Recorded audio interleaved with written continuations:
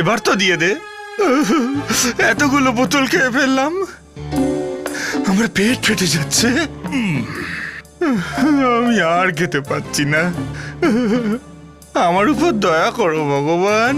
এই বোতলের ছিপির মধ্যে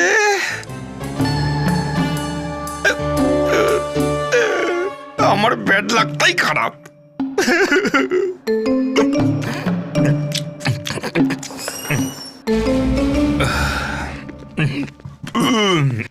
good morning sir. Morning. Morning. আজ সূর্য কোন দিক থেকে উঠেছে ভাই?